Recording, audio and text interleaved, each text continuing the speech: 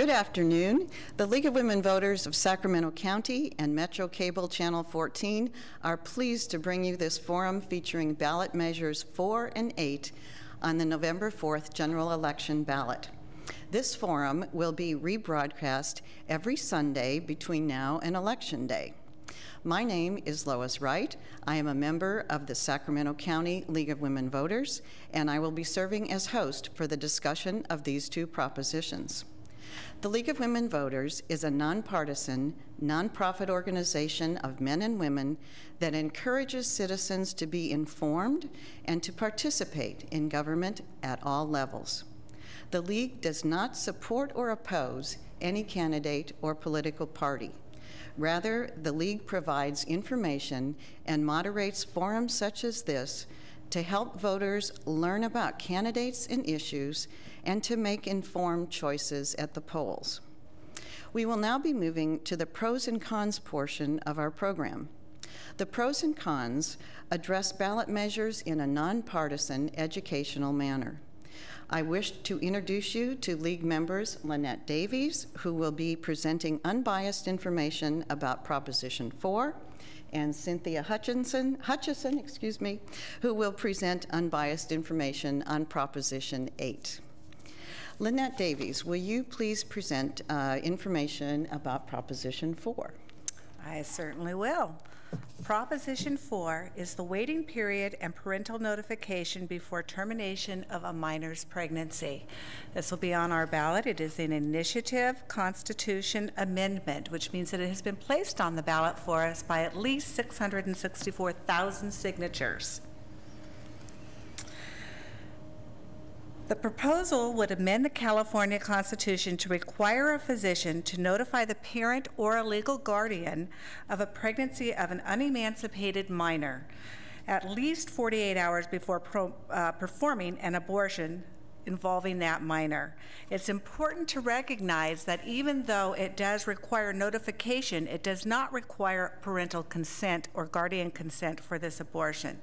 And an unemancipated minor is considered or defined as a female under the age of 18 who has not entered into a valid marriage, is not on active duty in any armed services, and has not been declared legally free from the control and custody of her parents or guardian.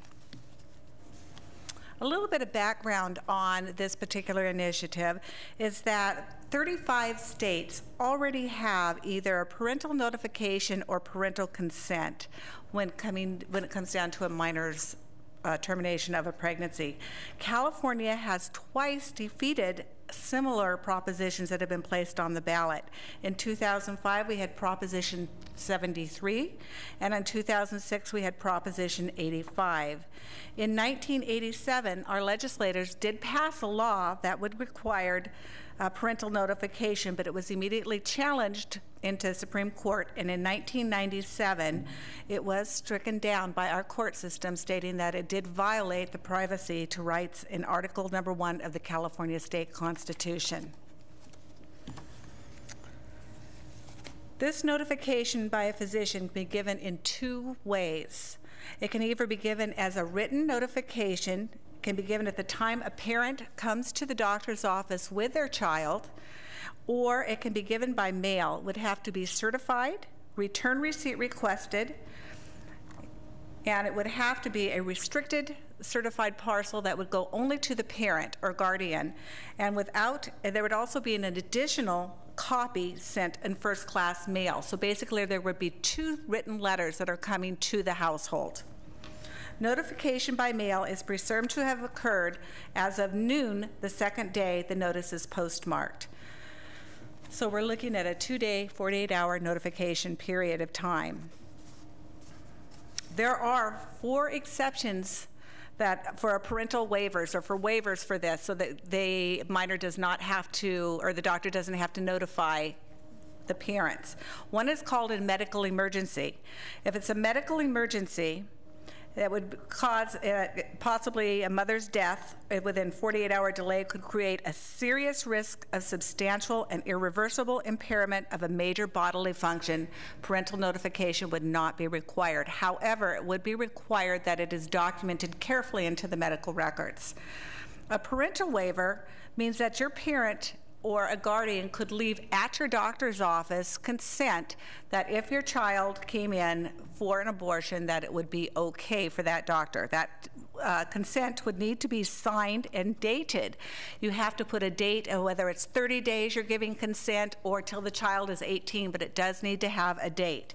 The other way of doing that is to have a notarized waiver form that your child would carry with her. It would have to be notarized, and if they came into a doctor's office, they could present this notarized copy saying that they did have the parental consent. At that time, that would be waived for the 48-hour notification. The next one would be notice to an adult family member. Now this one, it would allow a family member to step in for your child should there be a fear of abuse from the parents. Now that has to be documented by your doctor's office also. They need to tell them that they fear abuse from the parents and it is based on abusive pattern.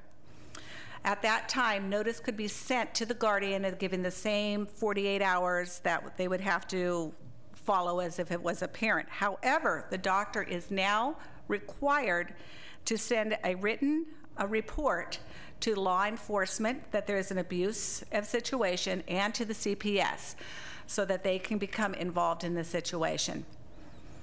The other way you can get a waiver would be considered a court waiver. A court waiver requires the child to petition the courts, but they do not have to come up with any type of funds. This will be a free provided service in which a lawyer will be obtained for the child. The identity is kept completely confidential and the court records are sealed after this. The court finds, if the court finds that the minor is sufficiently mature enough to make and well-informed to make this decision on their own, they could grant the permission from the courts for the abortion. The ruling should take no more than 3 days. If they deny the child's petition, the child can appeal it to the appellate court and the ruling will have to be made within 4 days. There will be new sets of court personnel on both sides would have to be set up in order for this to take place. And they do require 90 days after this becomes law in order to do that. The next thing we have is some record keeping and reporting information. The doctor's office at the time would need to file a form, regardless, to the Department of Health. And then in that form, it must contain where the abortion is taking place, circumstances under which it is taking place, and it also needs to but it does not have to identify the name or the parent or the minor. It just has to give information for statistical reporting. Also, a doctor must maintain a complete copy of the records, which will have show the letter was sent within 48 hours before the abortion was completed, and it would also have to show a form that he filed if the child said they were in fear of abuse, that they filed with law enforcement or CPS, that consideration. The DHS, which is your Department of Health and Services, would be responsible for keeping statistics and file an annual report that would be made open to public review. There are also penalties that are involved with this. Penalties will be filed against anybody who intercepted that letter and willfully hid that information from the parents. That would be actually a misdemeanor, and it would also carry a $2,000 fine. The minor representative or a parent did not receive the notification, action could be taken against the doctor. This action can be a civil court judgment or a position. 4 years after the 18th birthday, the minor still has the right to sue, or 4 years after the parent discovers the wrongful act, the parent can still sue the doctor. Also, any outside person other than the doctor who knowingly provides false information can be held accountable.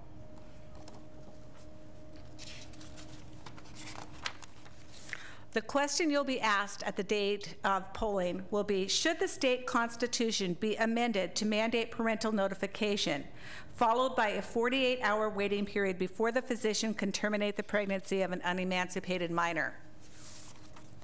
A yes vote means that the state constitution would be changed to require a physician notification with certain exceptions, a parent or legal guardian of a pregnant minor at least 48 hours before performing an abortion. A no vote on this means that a minor would continue to receive abortion services to the same extent as adults. Physicians performing abortions for minors would not be subject to notification requirements. The effective date of this measure would take place 90 days after the adoption of the voters. During that time, Judicial Council would prescribe rules and procedures for the judicial waiver, which is what they call the court waiver, and would prepare the necessary forms. There is also a severability clause within this proposition, which means that if one part of it is struck down, the rest of the proposition still stands. There will also be a fiscal effect on this particular proposition because they will have to set up new social service and health care programs, and then there will be new court, juvenile appellate and courts, and the state health agency, as far as the DHS, will have to set up some new departments for keeping statistical information. The ongoing cost, their administrative costs will be $350,000 in the first year, and the ongoing cost would be up to about $150,000 a year annually. That is an estimation. Supporters say that Proposition 4 will protect the health and safety of teenagers with parental notification. A family member would know about a teen's medical situation and would be informed of risks to her health and safety. Teens would not have to face the physical and emotional risks of an abortion alone. They also say that more than 30 states have similar parental notification laws, and these laws reduce teen pregnancies and sexually transmitted disease.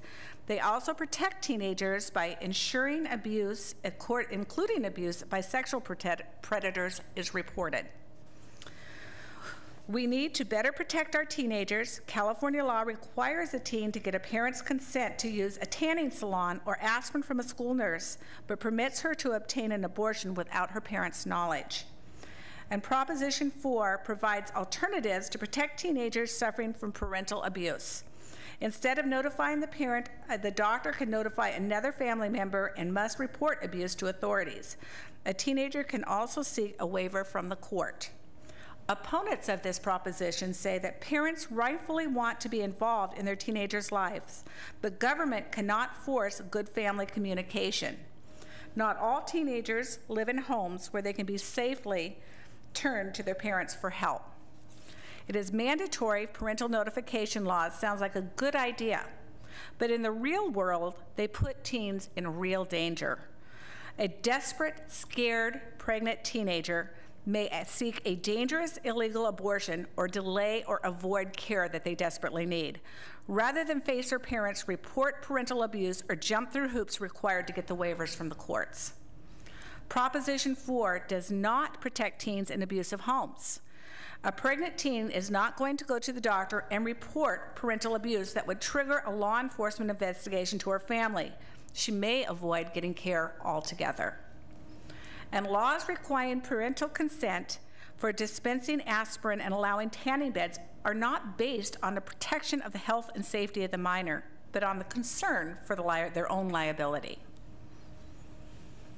So, the ballot arguments in support are, I'm not even going to go into who they're signed by, because this is a decision that each of you need to make on your own. However, should you need additional information, we always have the League of Women Voters Easy Voter Guide, and all of the information is sent to each registered voter inside of here. To look at your pros and cons, just read your books. They are there.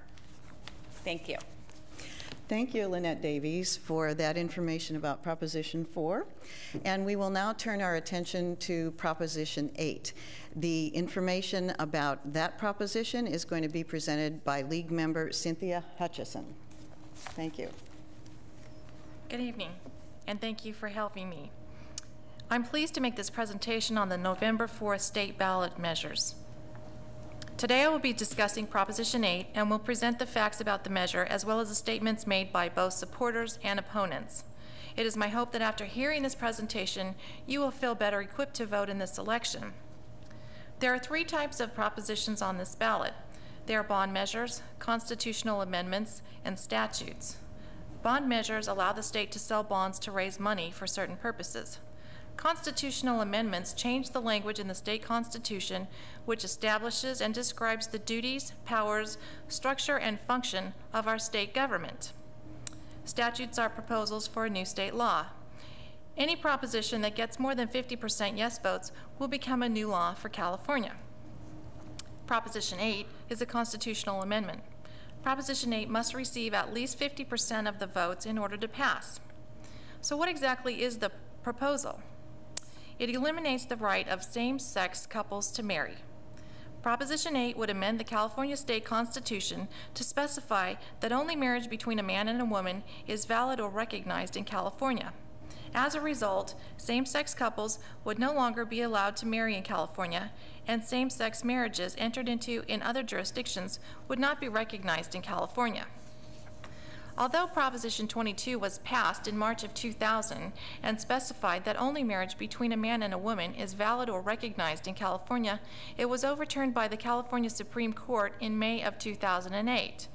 The Supreme Court held that the statute enacted by Proposition 22 violated the equal protection and inalienable rights provisions of the California State Constitution. In its discussion, the court compared the laws prohibiting same-sex marriage with previously overturned laws that had prohibited interracial marriage and held that the right to marry is a basic, constitutionally protected civil right. It's important to be clear about what your vote means. A yes vote on Proposition 8 means that the California State Constitution will be amended to provide that only marriage between a man and a woman is valid or recognized in California, thereby eliminating the right of same-sex couples to marry. A no vote on Proposition 8 means that same-sex marriages will continue to be valid or recognized in California, in accordance with the May 2008 California Supreme Court decision. In terms of fiscal impact, the Legislative Analyst's Office states that because same-sex marriage is currently legal in California, there would likely be an increase in weddings and therefore increased revenue for the state, primarily in the form of sales tax revenue to state and local governments.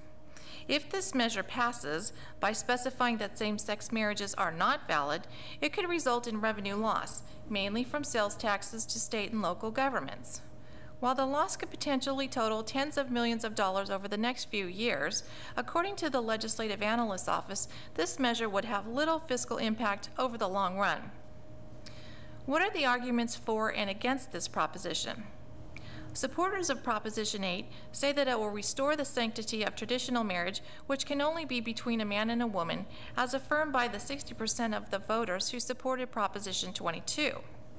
Supporters also say that while this measure affirms traditional marriage, it does not take away from any of the rights, privileges, or benefits afforded by domestic partnership laws to same-sex domestic partners.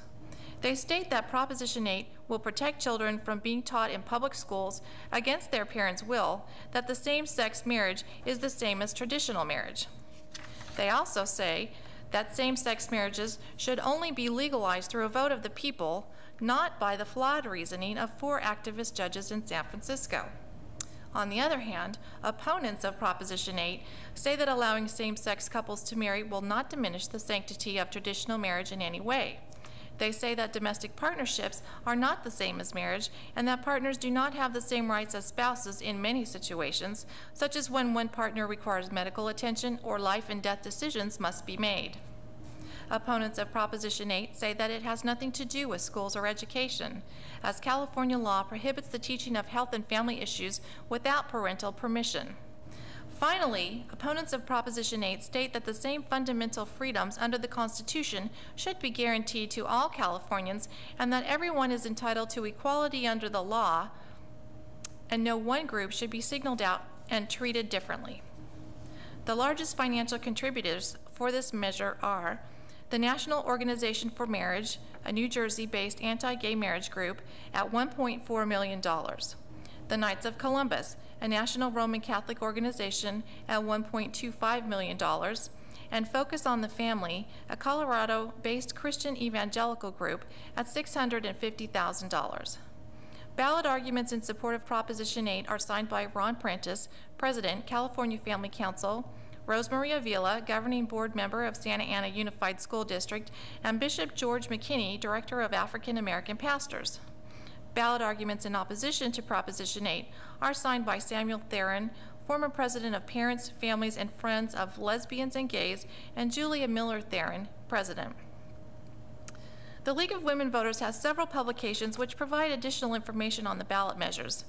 These include the Easy Voter Guide, a nonpartisan short summary guide about elections, candidates, and measures, and the pros and cons brochures, which are easy to read, nonpartisan guides that explain the ballot measures. These can be accessed online or through your local league office. Additionally, voters should have received their election guides in the mail this past week, and both the California Secretary of State and the Legislative Analyst's Office have more information available online. On behalf of the League of Women Voters, I thank you for your interest and participation in learning about the propositions. I hope I have given you some tools to help you cast an informed vote in this year's election. Thank you. Cynthia and Lynette, thank you very much. It's very complicated to describe these measures in an unbiased fashion, and that's what the League of Women Voters is all about.